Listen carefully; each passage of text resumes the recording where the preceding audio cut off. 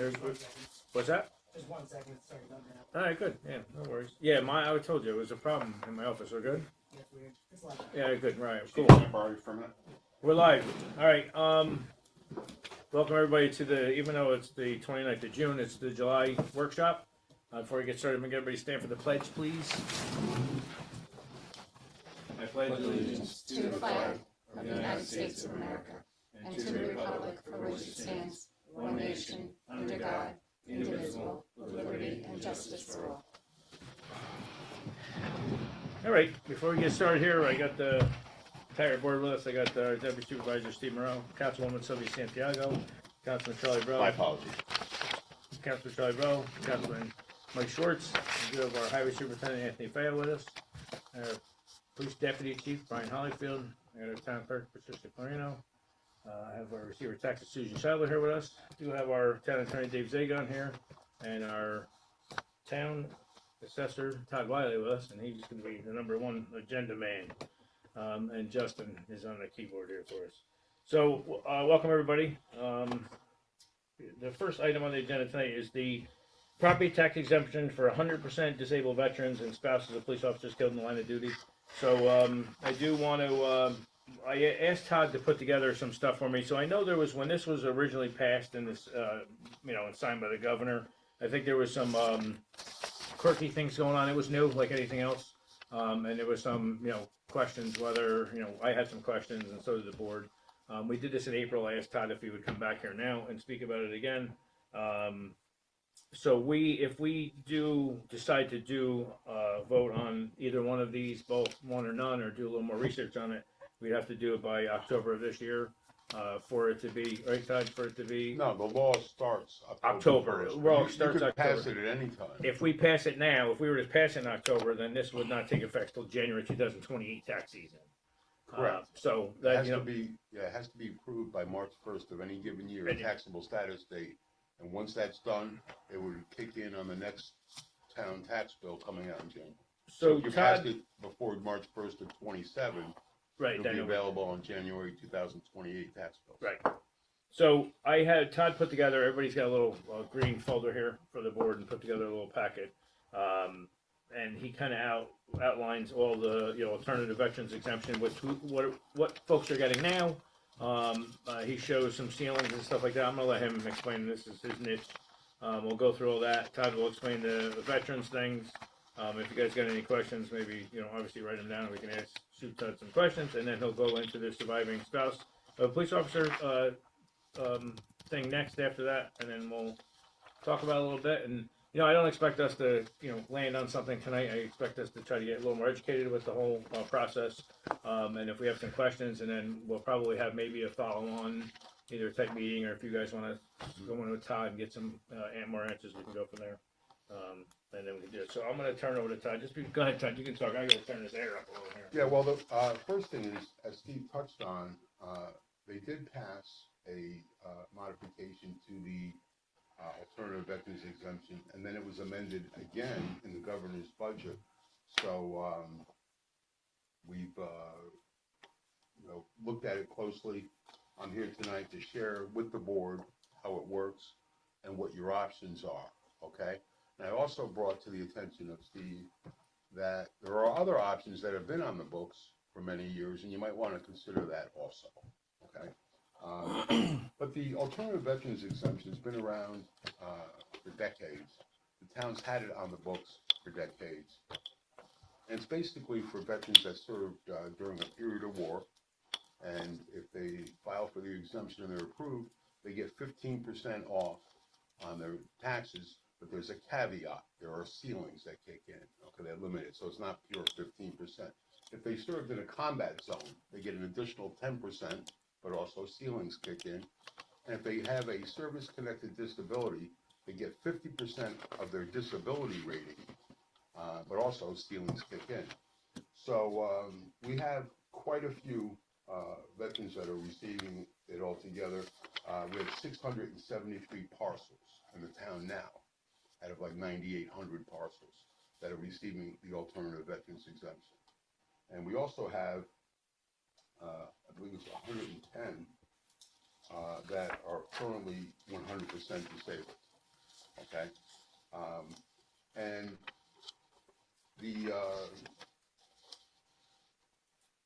we have hundreds of them that have disability ratings of, something less than 100. Quite a few at 90%, quite a few at 80%, all the way down to like 5 or 10%. The whole gamut of it. And there is a tendency that a lot of the disability ratings increase over time. As whatever ailments they have worsen as they age. You see people that go from 20% to 50 to 80 to 100. Over a 20-year period. It happens pretty regularly.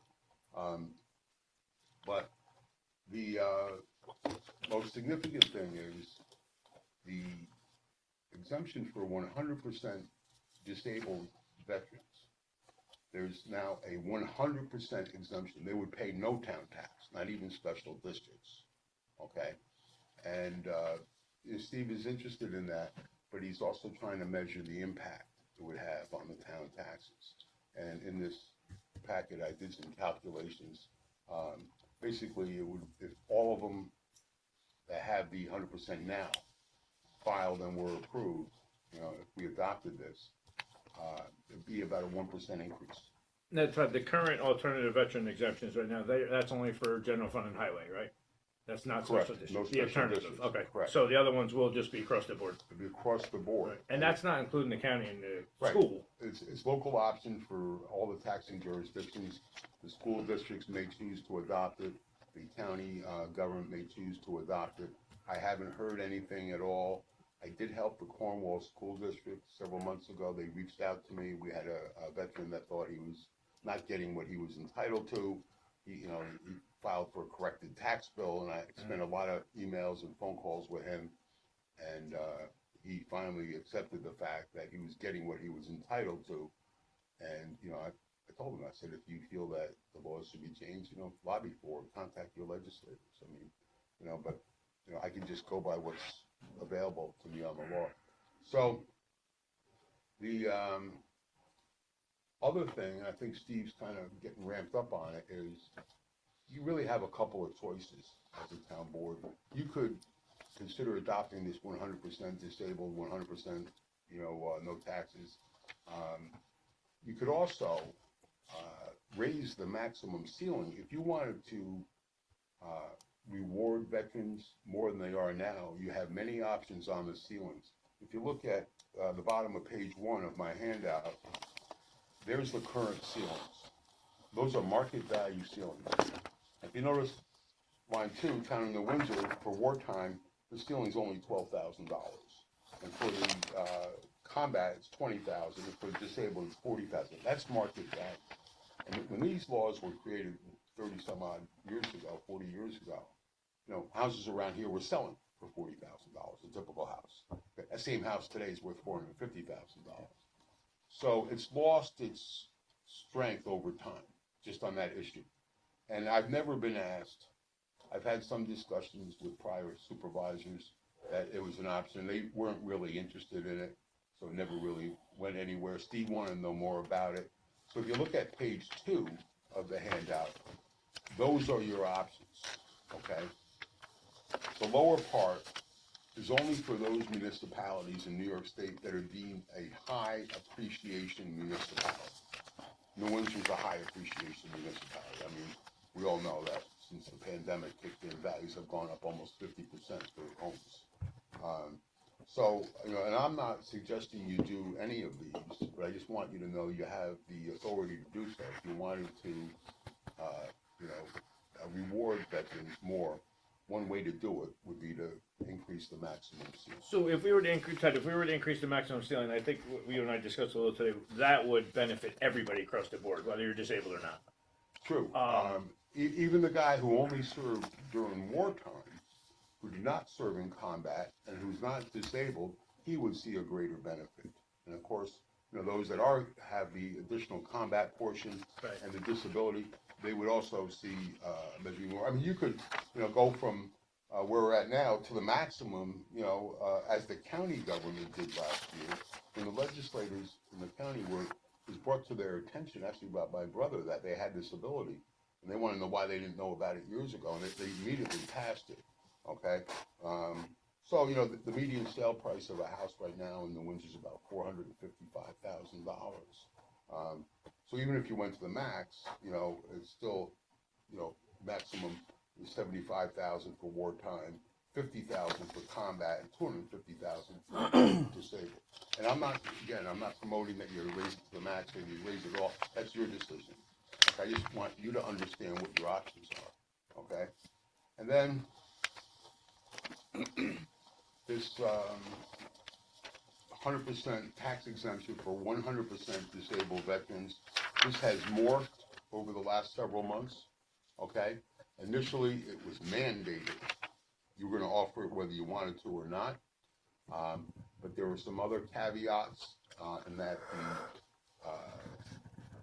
the veteran had to be deemed unemployable by the VA. And also, that he had to have made modifications to their home to accommodate their disability. Keeping in mind that not all disabled veterans have physical disabilities. Some of them have, you know, mental issues, you know, like PTSD and things like that. So that is now gone. A lot of municipalities shared with the governor's office what the physical impact was going to be on their towns. You know, all this money coming off of the veterans and onto all the other taxpayers. It's a big number. Okay, so Revenue neutral. revenue neutral, but it's a tax shift. Yeah. If the no, veterans pay less, of course, everybody else has to pay more. But that's Uh-huh. true of every exemption. Yeah. Okay, so what happened was in the governor's budget, they put in provisions that changed it yet again. Okay, and now it's for 100% disabled vets, but they don't need to have made modifications to their house, and they don't need to be deemed unemployable by the VA. So those are two significant factors. Okay, and of course, and it also became local option.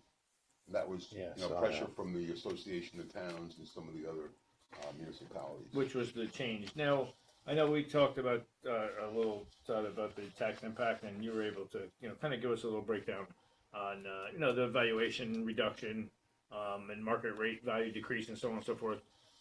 That number, that tax impact is just strictly for the 100% disabled. That would not. You would have to do some.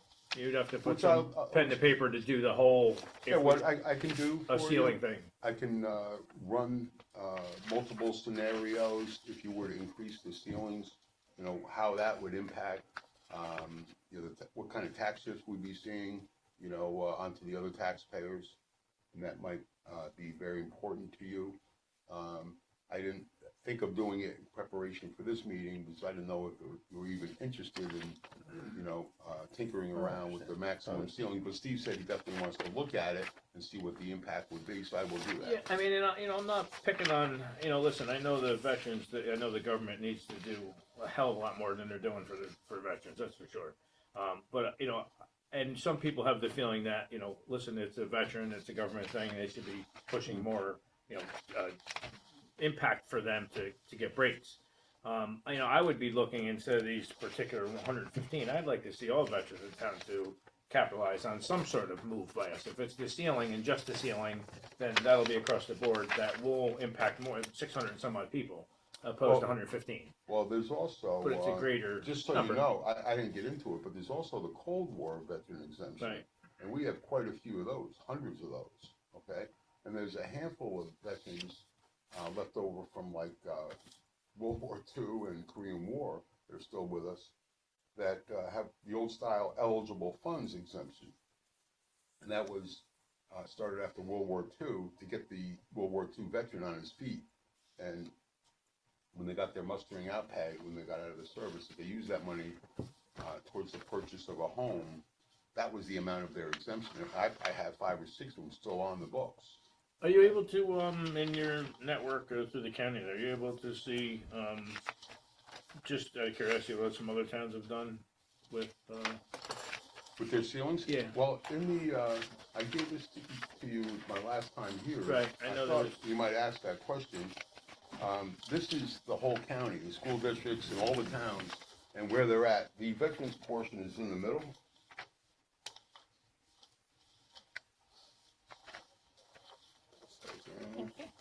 No, that doesn't presently show anybody that's adopted this 100% exemption for, Thank you. Well, it just came about. It's only been available, since the governor signed the budget. I believe that was, towards like, sometime in the beginning of May. So no one voted yes so Yeah. far. I In our can't county. say that, well, in our county, I can't say that, but I lean toward that it's too early, but, we're not having an Orange County Assessors Association meeting, this month in July, but we are gonna have one in August. And, I can shoot an email to people and ask them, have they passed it or are they looking to pass it? So I think, I explained, one of the biggest things here is obviously July is, we start winding up with this, our budget, right? So, it's the time for us to start kicking around options and what we're looking to do, because our comptroller is gonna need, obviously, these numbers and kind of figures to figure out where we're heading, And now, I think the board is armed with some good stuff here. Now you gotta do a couple things maybe to get me to, The ceiling ceiling impact. Yeah. on, maybe you and I will have a discussion, we'll throw a couple numbers at it just to kind of, maybe gradually increase it, or, I don't want to, hammer it, but, I think you do make a point here, that in the event that the school, the county and school districts choose to adopt this, the tax, could be 4 times, it would be a big impact on, Well, the schools, across the board. the school district's the 600-pound gorilla. That's Right. the bulk of where the property taxes go.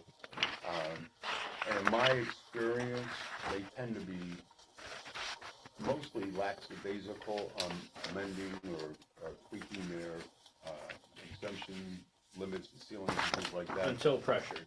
Well, yeah, but, sometimes just, a small group of active taxpayers, they might create a petition, or something like that. But I worked closely with the Cornwall School District, again, because we had a individual who thought he was, not getting what he was entitled to, and he filed paperwork with the county to correct his school tax bill for a couple of years, and, I shared a lot of information with him.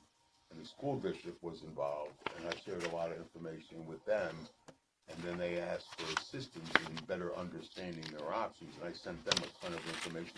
I haven't heard anything, maybe they're still, wrestling with it, considering it.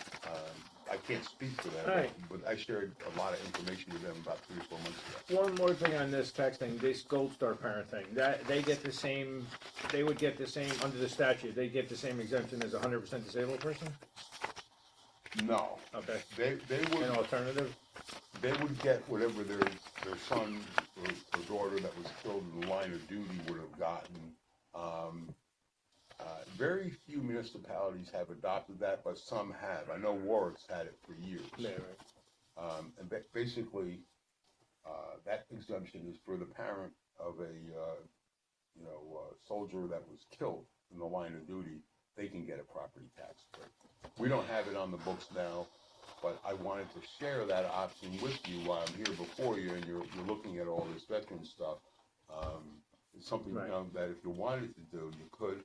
I've never had a taxpayer ask about it here in New Windsor, and I believe it's probably because they don't know that it exists in some municipalities. Yeah. Nobody's ever even brought it up, but I wanted to share it with you because it's yet another option. Fair enough. All right, so if you could just get me, when you get a chance, give me that info, we can share it with the board. Now, the surviving spouse, police officer killed in line of duty, the statute, that's an opt-in by the town as well. Yes, it is, and it provides for a 50% exemption on the town tax, and it could be made less than 50%. You could say you want to make it 20%, you can make it 30%, any amount. There's no rules or regs. You just, if you don't want it to be 50%, you can make it less. So the next question is, how many people do we think might qualify for that? I have no idea. Hope nobody. Well, Yeah. but I imagine there's probably a few. Yeah, I would imagine. The other question I have, and I haven't done a deep dive on it, is in the statute, they reference certain terms, as defined by such and such. And I think you might have a scenario where let's say, police officers that responded to 9/11. Which And- is becoming much more of a problem recently. Right, and they developed cancer or some other horrible disease and ultimately killed them. I'm not sure, but we may find if we research that you have people that would be eligible for it under that scenario. But again, I haven't done a deep dive Yeah, on it's that. them deeming I it a line of suspected duty that death, might right? be the case, you know. So- But they also had to have been, said that have died while they were still, like active police officers. So, it could be tricky to administer. I mean, I have to review these things and either give them the thumbs up or the thumbs down. Mhm.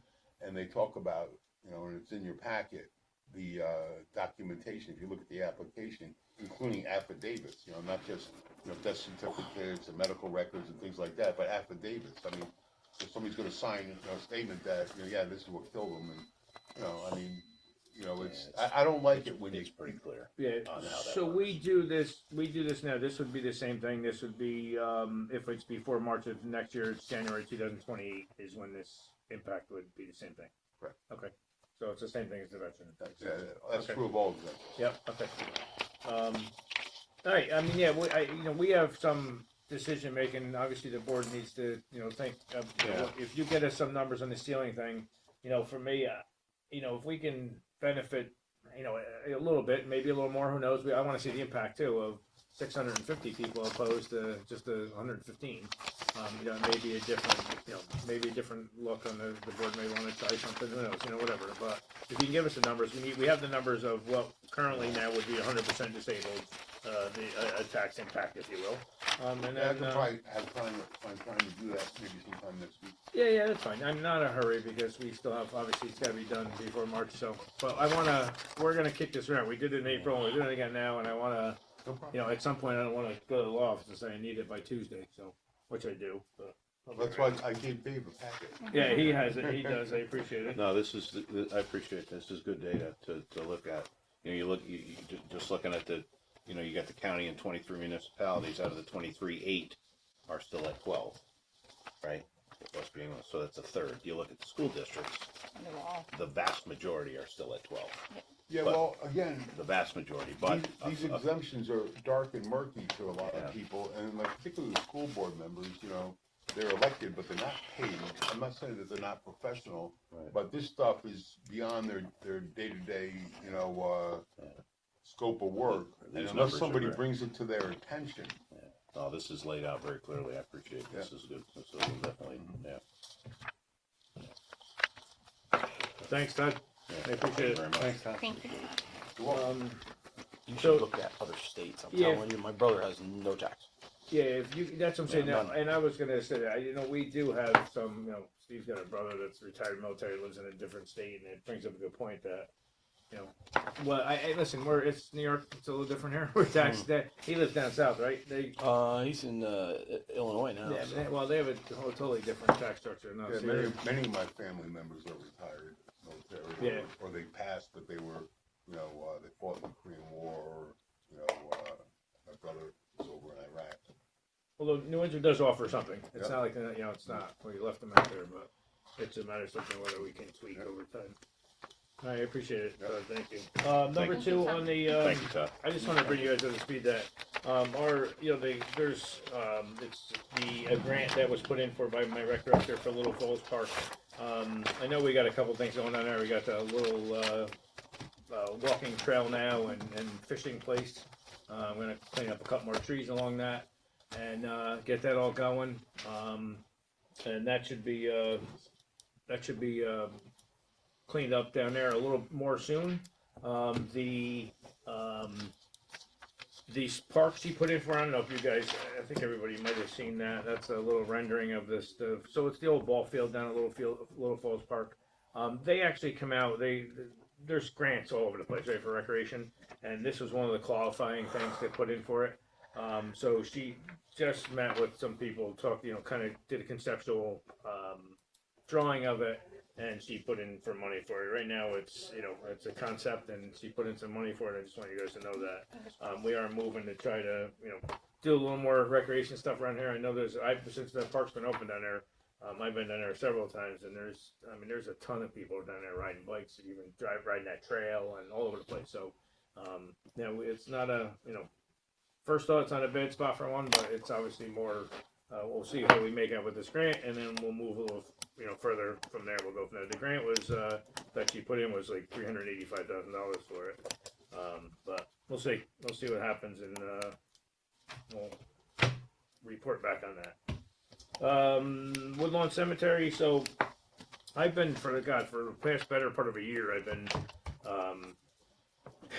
trying to get some people to come to the table for me to give me some numbers for columbarium for cremains and stuff like that for our cemetery.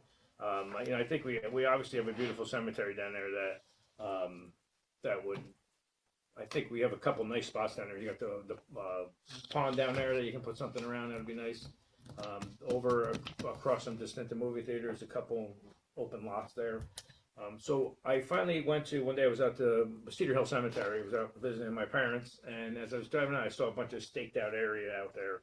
I went inside, and they have a map up there. They were having a columbarium. They were tight-lipped. They wouldn't tell me who was doing it, but the bottom of the flyer had the name of the company, so I took a picture of it, called them. Oh, building it. Yeah, building Okay, it. gotcha. So, and who they bought it from. So I took a picture of it and had the guy come in, and he met us here.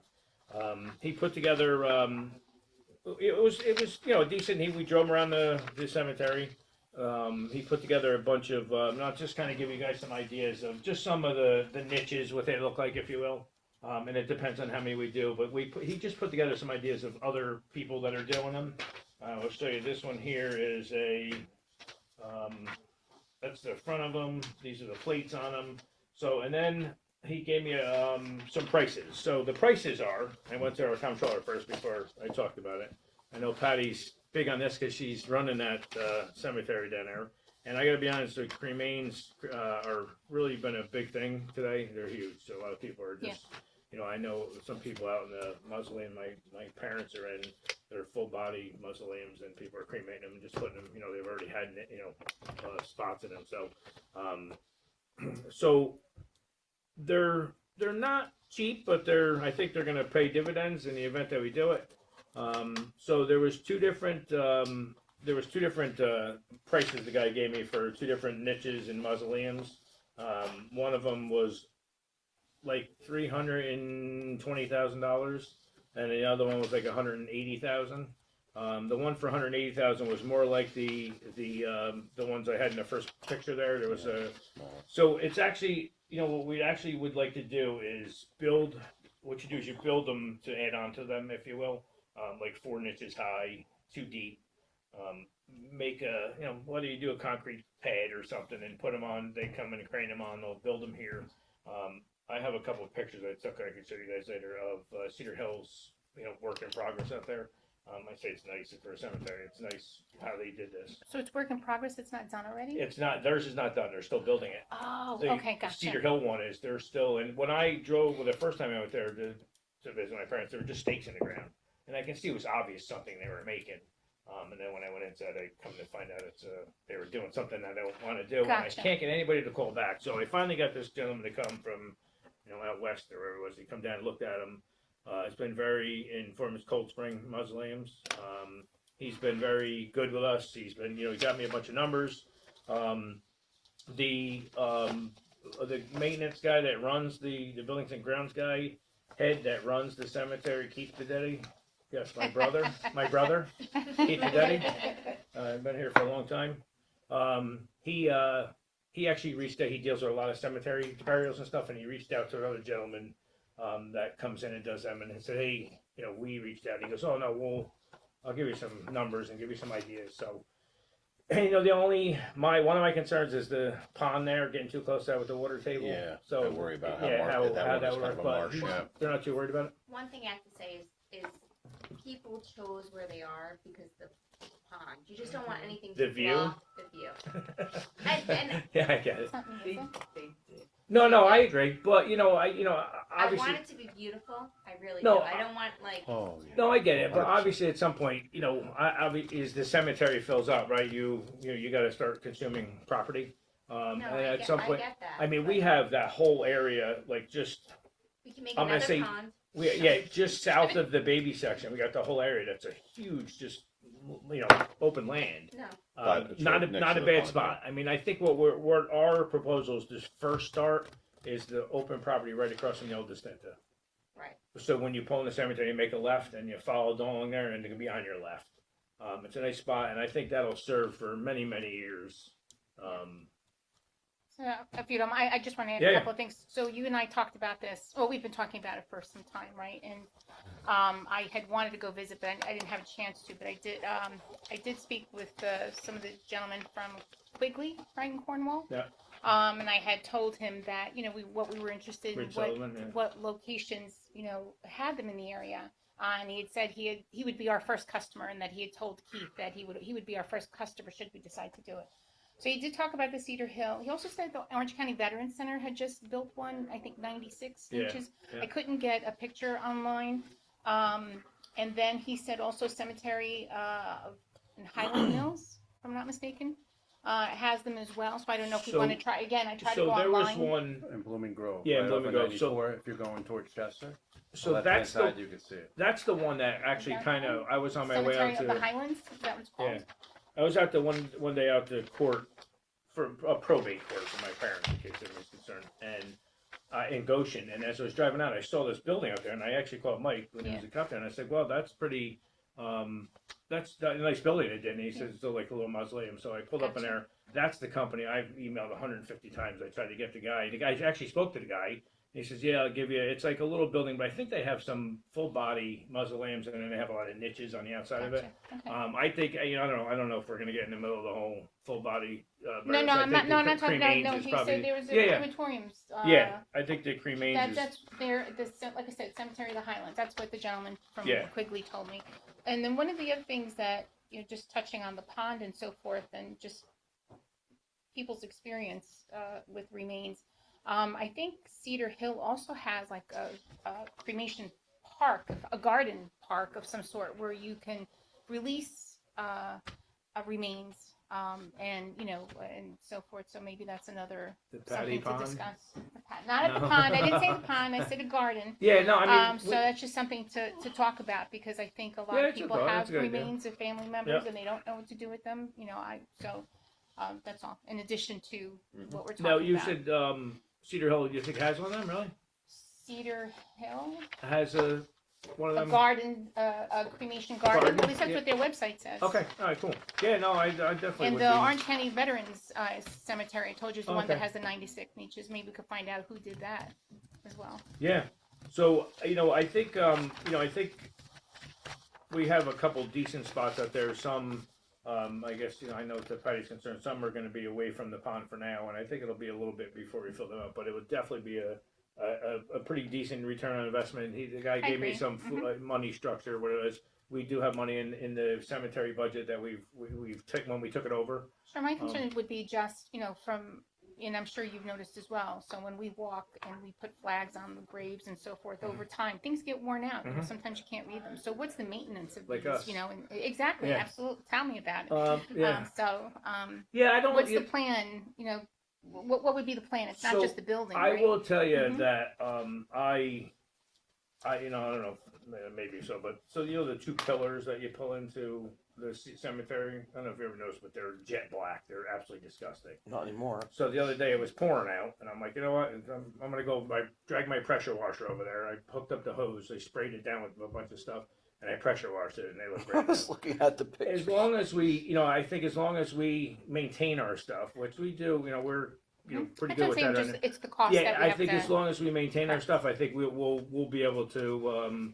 And I spoke to the buildings and grounds guys, and they were all of them, and they were all, it's like, yeah, we can do this, and they go out. All the cemeteries all have some hand in each other talking, and Correct. I've had undertakers here. We've had meetings in reference to charge and stuff. So, but yeah, I just think it's something. I think it's a good No, investment for us. absolutely agree. I think it'll be a decent thing for us. So I'm gonna get we're gonna get I'm gonna get a couple more prices, and then at that point, so Dave would like to hear, we're gonna probably have to go out to bid or some request for some proposals. And he's getting good at it though. He's winning a lot of stuff for me. Yeah. we're gonna have to do all that stuff. So we're not, I just can't go to this company and say that's it. We're just trying to get an idea No, I of know. where we're at money wise, and the smaller to start smaller and add on that was definitely probably the way to go. Thank you. So we look good for that. And just so just a side note for that, we're on our agenda for Wednesday to go add for bid is for paving the entire cemetery. That's what we just. So we're gonna pave the entire cemetery. Anthony's gonna be behind, hopefully getting all that done for us. He's gonna talk to the company, and I don't know how we're at. I I think. talked to two of them, getting waiting for prices. So once we get some prices, we there's stuff bonded for both that and the two parks, Christie Babcock and St. G, just their parking lot, and Christie Babcock just the upper parking lot towards the pavilion. Any, sorry, just to throw it in, but thank you. That sounds great because like you guys, I've gotten a lot of questions about that. But what about the, So Anthony, here? I asked Anthony, I talked to Anthony, he's going to be able to coat or pave the current blacktop here. okay, I will tell you, probably to maybe a little bit of your disappointment, and I know I talked to Dave about it the other day. So I had actually got talking one day, and I said, I'm a little bit of a bone in the china shop, like, let's get it done tomorrow. Yeah. I said to him, hey, listen, I know we've been talking about this. I want to get this blacktop paved, so I think some guy come in and give us a estimate, just so we can kind of figure it out. And I was talking to Dave and Jess about it, and they're like, what are you doing? And I said, we're just going to make the parking lot bigger. And they're like, well, so just so you know, there's procedures. I didn't realize that. Just to make that parking lot bigger, we have to go through seeker probably and all that stuff, right? So we have to do some stuff, which is not a huge lift, but that's not going to happen this year, unfortunately. So I will tell you, once we do our stuff, unfortunately, it's going to have to happen next year because we got to go through a lot. I wasn't as easy as let's bond it and pave it. We have other things we got to do because of the property layout. So that's going to happen. So we're going to make the community center a lot bigger. It will be done in the spring of next year. Hopefully. I think Dave heard me. So, but we're going to pave the current blacktop that's there now. We're going to cap that because there is a bit of, Yep. I mean, I'm going to tell Anthony here, pave here. If he goes a little wider, that's something on him. I'm not 150 feet, but we can. Could we add just some lines there? But I'll talk to you about it later, 100%, just yeah. to give Yeah. people guidance. I think if we have, I would assume the roller that they got to use to roll, that's probably not huge, but I think if we can get in there and even roll some of that to get it really down and compact a little more, we definitely can spray some more lines in there. Appreciate it. Thank you. Moving on to number 4, Orange County Urban County Construction Agreement. So this is the CDBG stuff, and I just wanted to bring you guys' attention. This is a 3-year agreement. It was last signed in by my predecessor, and it was for 24, 25, 26. And now it's expiring, and we just need to redo the agreement. And then, we're a big supporter of CDBG because we use their money a lot. I am now a member of the CDBG board. Yes, I heard that the other day. So Okay. I'm, which is I haven't got to vote on our own stuff yet, but apparently I have to abstain now. But yeah, so this is just a 3-year agreement we're going to redo. It's on the agenda to have it done for Wednesday for us to just approve this, and now we can still continue getting money from the CDBG folks. Number 5, so short-term rentals. So we've been dealing a lot with a lot of complaints and issues, and this has been on the radar for many, many years. We've been talking about this. A lot of it has to do with the Airbnbs and Verbo or VRBO and all the rentals that people are doing. I've noticed over the last several years, and even before that,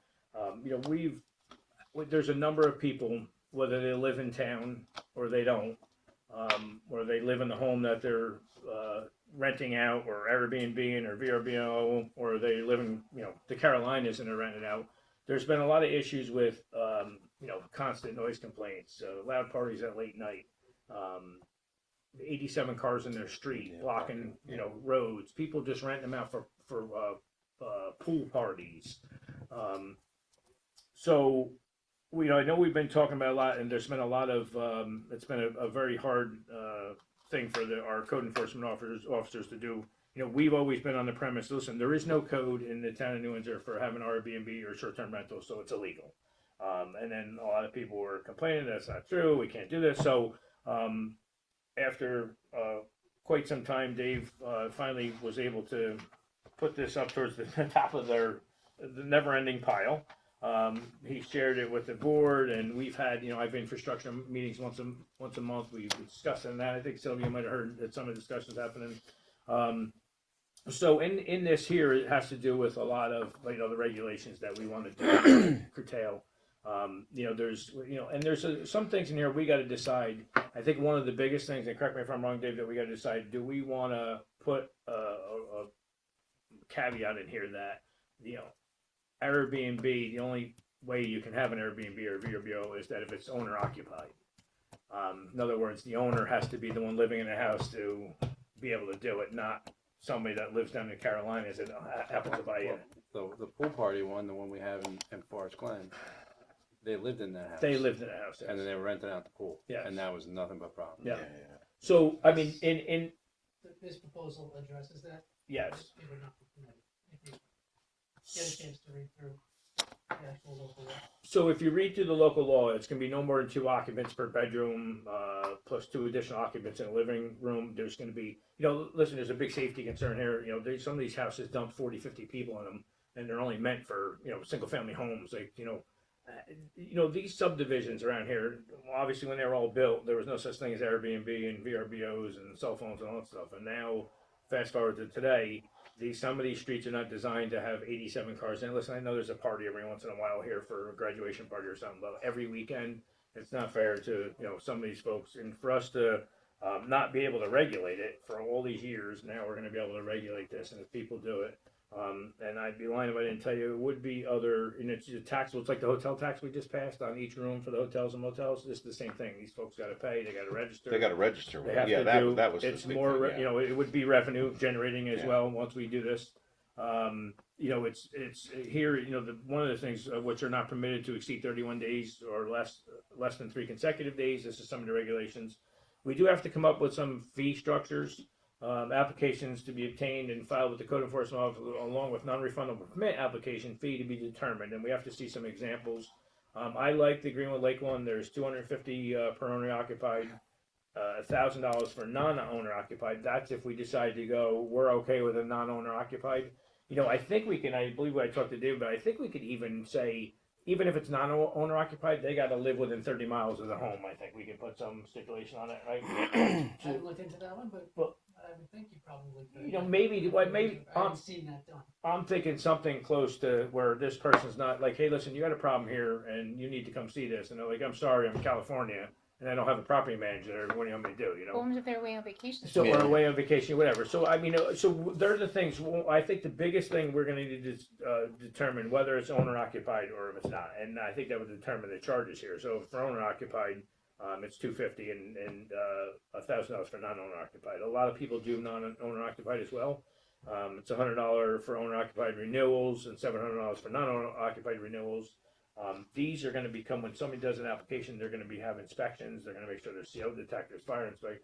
I tell you, I've pointed out a couple of times that I've seen in the news some, god awful fires or deaths, and they ended up being illegal rentals. Oh, Well, yeah. wasn't there one just a Right. few months ago? Yeah. I've forgotten what Well, town. And Yeah. and it's Illegal Heart-wrenching. clubs. Yeah, and a nightclubs, kid that kind died of in it. thing, So the I- basement's horrible. I Oh, think family. this year is going to hopefully clear all that. Listen, there's is there somebody going to probably do it without registering? Yeah, I'm sure. But we're going to give it our college effort here to make this where people need to follow these rules to order to do a rental, long-term rental, or short-term rental, and be able to get to it. Now there's inspection stuffs in here, but if you guys can look over this, we're going to pass. I don't know if we don't have it on Wednesday, do we? Yeah, we don't have it on Wednesday. So.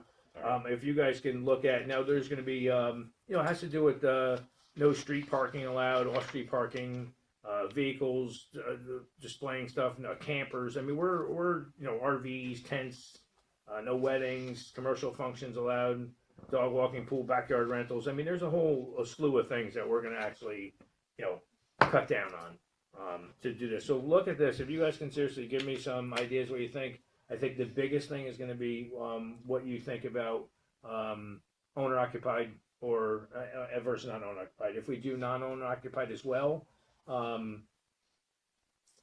do we, do we limit it to a distance or how far away they can be or live or prove that they're living, in order to allow it so they can respond in a reasonable time. So that, I think, again, if you guys can give me some input on that, I would, what you like to see. Is there any, somebody who doesn't register with the town, then rents out their place, Airbnb or VRBO, there's a problem. The PD gets called, whatever the case may be. We find out they never register with us. What kind of teeth do we have? I'm just curious if does that, or are we not there So yet? there's penalty staging. Yeah, is there? Yeah, Okay, so perfect. there's- That was perfect. I figured there was.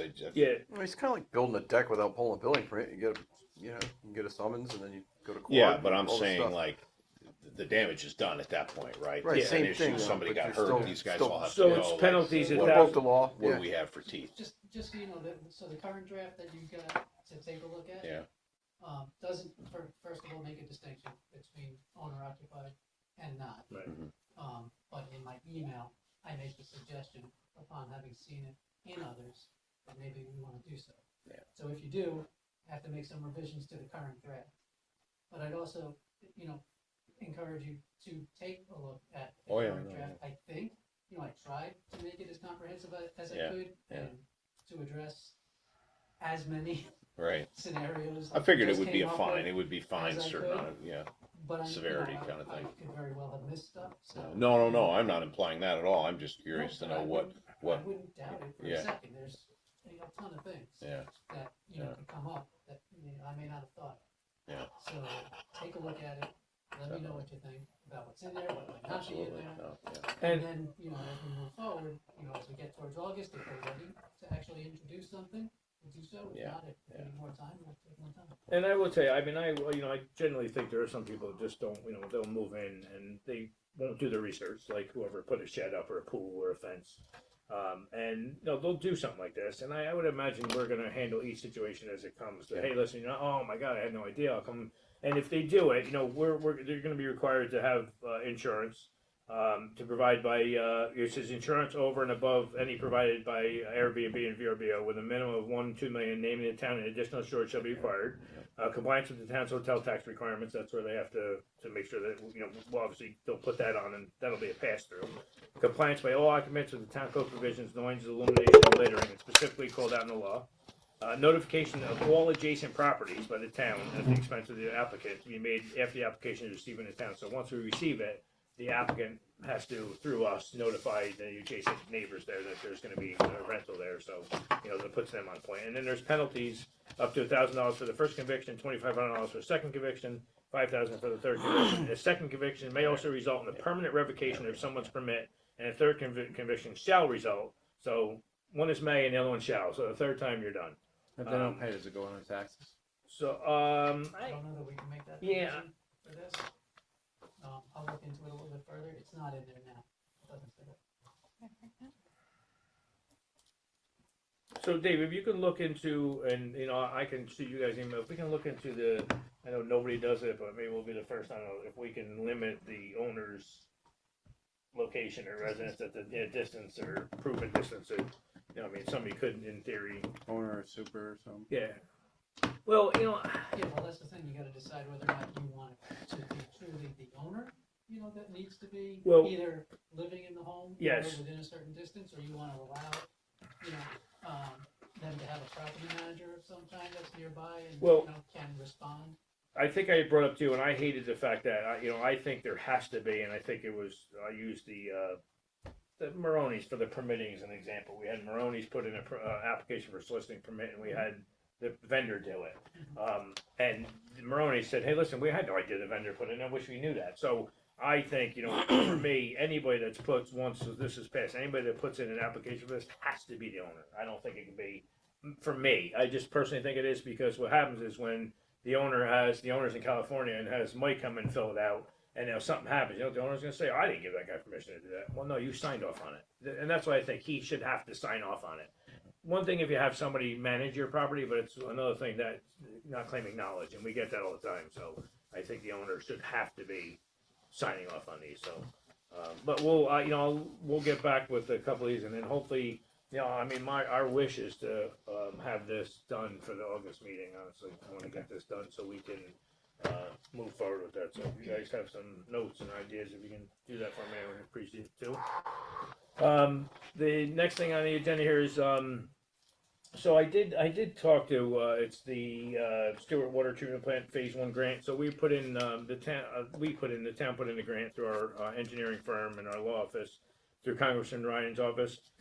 We submitted a request for $2 million, for our water treatment plant, the tank that's Phase 1, to put in a new water tank up on the airport, to replace the one that's in the ground, basically a built-in pool now. That'd be Phase 1 of hopefully a new water plant and nice new aqueduct water and all that stuff. I did receive notification, an email from Congressman Ryan's office that the House Appropriations Committee for the $2 million did look at it, and they've kind of agreed conceptually to $746,886 to give us of the $2 million. I know I did speak to my office today, and the engineer. There is, it was one of those things that they said, hey, you guys got a shovel-ready project? And we're like, yes, we do. And they're like, oh, you put in for a grant. We put in for a grant.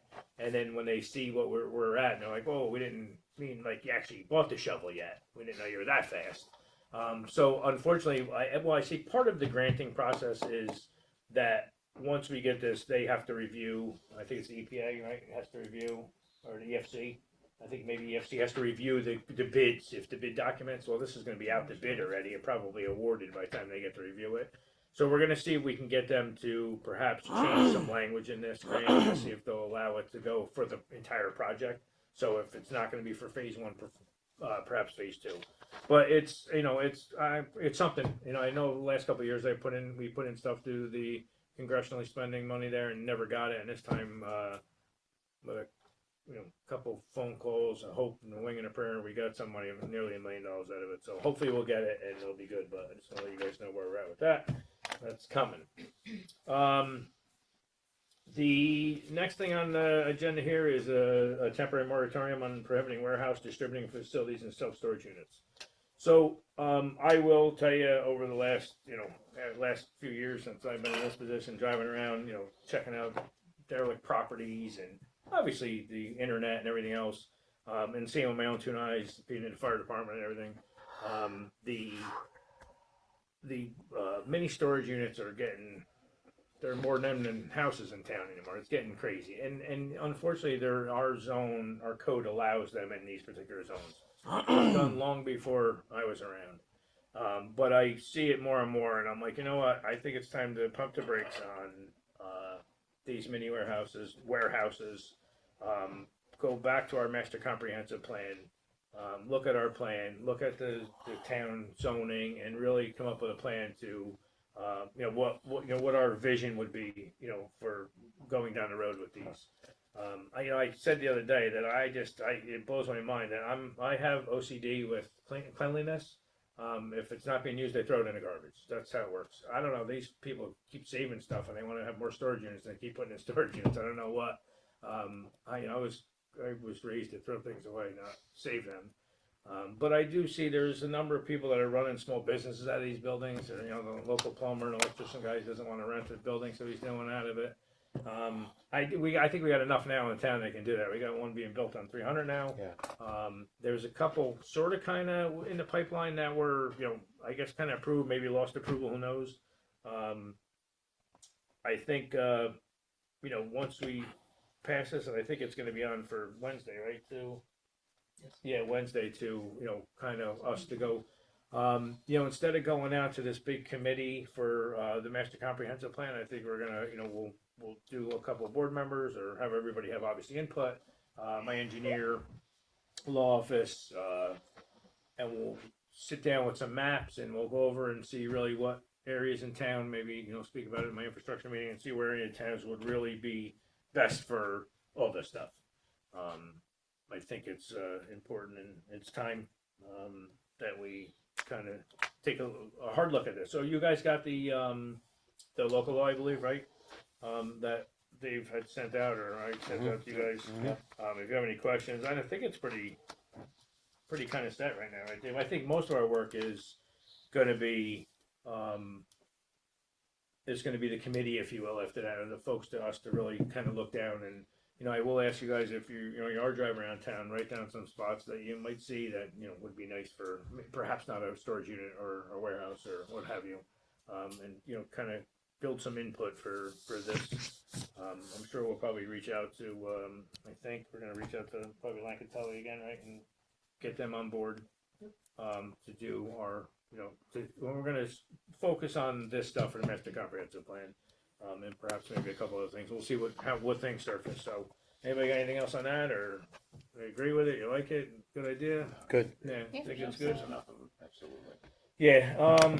And the last thing on the public agenda part of here is the petition I got for a zoning amendment. So it really wasn't a petition yet. This is really more of an attorney from the applicant at this point right now. I've had a number of people look to. We have some housing projects in town that are, who was approved, who lost approval, who's suing us now because we, put a timetable on their extensions, and I've had a number of people come to me and say, listen, what would you think about if we didn't do all apartments and stuff? We did a mixed use type, which we don't have in our code. Mixed use basically would be. For example, I'll use this for example, Temple Hill Road down here, the Best in Backyards. I know a lot of people are asking what's going there. Right now, Best in Backyards is building a showroom, but the showroom, all this stuff, have a few offices, incidental or subordinate to his business in there. He owns a parcel next to that, and he came to me and he said, "Really, listen, I really like to put in basically an apartment complex, almost like a condo manor or something there, But he said, he says, what do you think about it? I said, I'm not doing backflips over it. We have, we got 3 right here in a row, condo manor, George Green Drive. On the other side of that, we got, phase 2, probably going to be starting with that. So I said, I think New Windsor would be more, if we have these places that are allowed to build these, I think we'd be more apt to maybe do a mixed use type thing. First floor of the entire thing is all business. And then, I think in the city they call them taxpayers, business on the first floor and apartments on the second floor. And I said have apartments that would be able to service, either the owner lives upstairs and runs the bagel shop downstairs, a pharmacy, whatever, pizza place. I think we need some more business in town and, generate some revenue in reference to that and make it where, we can hopefully maybe stop some of the traffic where somebody can run downstairs to a Dunkin' Donuts and they don't have to leave their apartment. It's obviously going to generate some coming in, but there was a mixed use request from a number of people. I think it's something we can take a look at, and we'd have to add it into our code, amend our code to allow mixed use. I brought it up in our infrastructure meeting, and I didn't get any who's or ahs at it, and everybody was like, they were okay with it. I don't know what you guys think about. No, I like What your thought about it is. I know, like I said, there is a number of places in town that either have planning board approval or conceptual approval or kind of plans, and some that have some applications in. And if we can maybe convince them to add some business instead of just doing all apartments in there or all condos, I wouldn't be against it. I know I will tell you, something that I've been, and I will continue pushing, anything, especially this corridor here, the 300 corridor, that, our planning board does a good job with pushing applicants when they come in to make sure that they do something to try to mitigate traffic and help, the traffic concerns there. So this corridor here is definitely something special, if you will, when it comes to our concerns in town with traffic and all that stuff. Anybody goes out there at 5 o'clock on Thursday or Friday, you'll be back up to 5 Corners. So, but this is a conversation with you guys. I don't know if you guys want to. I think we can probably tackle some of this in our master comprehensive plan too. But the mixed use zoning and stuff, we got to come up with how we're going to do it, special use permit and where it's allowed in town on the zones, and come up. I think there's a bunch of people that obviously have them either around the county or throughout the state that we can emulate how they have it. So we can certainly do I remember something. we talked about Eastdale Village over in Dutchess. Well, Eastdale was I think one of that's the things. a whole nother, but I tried to convince the guy down at the old Distinta to go look at Eastdale Village, And he gave you contaminated. Yeah, then they dump dirty dirt. mercury there. And They gave us dirty dirt. Dirty dirt, and But yeah, that's- they, I would have loved to, if they're going to do anything there, they're entitled to put some stuff that, I think there they can put things that we don't want to see there, like storage units. So there are things like that we need to take a look at with this. So that's another conversation. I don't know if, I think we're going to be talking to this attorney for some other stuff, so I'm going to poke at him and see what they're actually looking to do. But they actually have to really petition to the town yet. They have to make an official petition to the town board to do it. I think they're all looking, maybe watching now to see what, everybody's reaction here, if they care, if they don't care, if they think they're going to be okay with it. I just, I'm one of five. I don't know. I just get it stuff. I get to present it to you folks. And like I said, my office is always open and my phone number's out there. If anybody wants to stop in or call me or, sound off and say why, yay or nay, I want to hear from you because that's important. The taxpayers are the important ones here that we got to hear from them. So if you guys get any phone calls or anything, please let me know. And then we can move on from that. I did just a couple things that are on the agenda. I want to just bring up really quick. The splash pad came in, and we're gonna reject for the general contract for that. So we had like a $750,000 grant from Scoofus' office. We had the equipment's $150,000, and we had one person put in a bid for $1.2 million. I'm not paying $1.2 million for a hose sprayer, not happening. So, I said, I talked to the engineer, we're gonna go back out to bid with it. He's gonna, I think, try to lean on I have a couple, connections I can make to make some phone calls to some other, construction industries to see if they can get some more other people to put in for this. I mean, listen, I know we were doing it's basically kind of flat land there, and we're gonna make the parking lot a tiny bit bigger, but I don't think it should be, I think that's insane, $1.2 million. So I don't, I don't know, who knows what the bid's gonna come back. Sometimes you're the bug, sometimes you're the windshield. They'll come back good and then they won't come back so good. So who knows? So we'll have to see what happens with that. I've never heard that. See, like that's okay. Absolutely.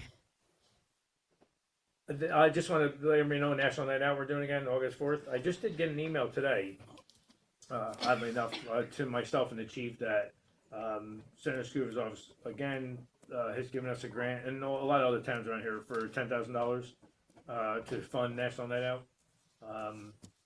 So he does. I did get that for that, and that's August 4th from 5:30 to 8 p.m. at Christie Babcock Park. So August 4th is National Night Out. So I just want to get that. I know it's before I think our next town board meeting. So, but it's after our next workshop. Oh wow! So yeah, it's We're already here, huh? But yeah, it's definitely there. And that everlasting house that's on John Street is we got 3 bids in to demo it. 162,500, 91,300, and 53,900.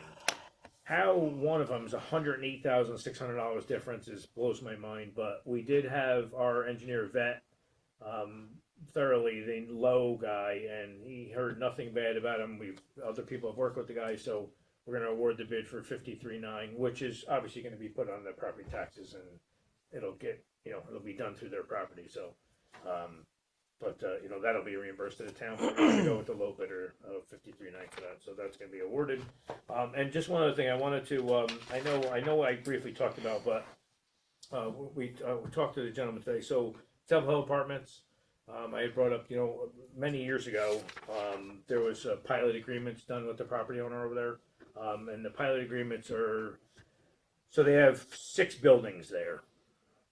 There's 4 separate pilot agreements for that place down there, and they all expire in 2054. Done several years ago. Had nothing to do with it. 2 of the buildings, building 4 and building 6. Building 4 has 50 units. Building 6 has 45 units. The owner came in and said, hey, listen, I want to try to renegotiate these 2 pilots because he's refining. He's going to refinance these 2 buildings, and he's got to do it through HUD, who's all this pilot thing happened to be done. Right now, currently, for building 4, he pays $228 per unit taxes. That's 50 units. And building 6, he pays 230 unit, and that's 230 per unit taxes, and that's 45 units, with a $2 a year escalation clause, which is absolutely nuts to me. So he says, "Hey, listen, I just need you guys to do some board resolutions for me, and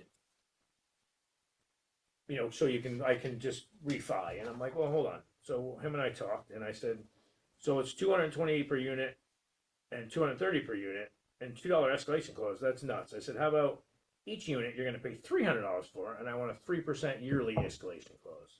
And he was, "Not a problem."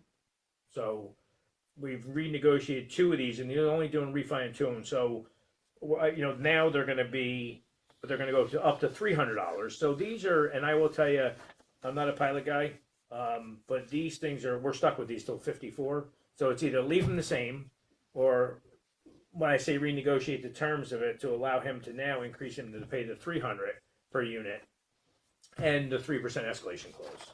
So I know 3% is not only $9 a year, but it's only $2 a year. This guy went up, I'm going to jump up 1 year of the $9 than this guy did forever. So, this is going to be on the agenda for Wednesday. I just wanted, when everybody sees the pilot, for transparency, which we always are. That this is we're just editing the 2 of the 4 pilots there, and we've increased substantially the money to back for him just in order for him to refi. So that's just something you're going to see on Wednesday. That's additional. And before we go offline to executive session, you guys, the board got anything?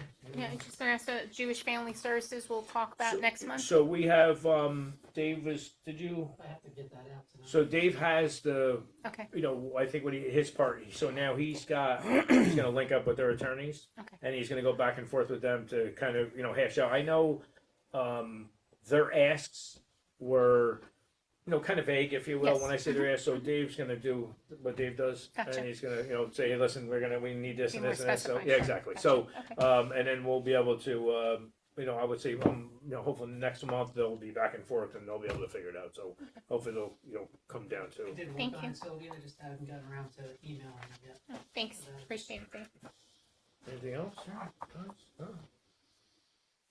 I'd like to make a motion to go into executive session to discuss personnel, police department, highway department, ethics board specifically, and also litigation, Benedict Pond, Stewart Hill, Town of New Windsor Supervisor's Office and Attorney's Office, and the police department notice of claim. I will second that. Move. Vote. Councilman Schwartz. Yes. Councilman Bro. Yes. Councilman Santiago. Yes. Councilman Moreau. Yep. Supervisor Bedetti. Yes. Anthony, hang on 1 second. I just want to, Justin's going to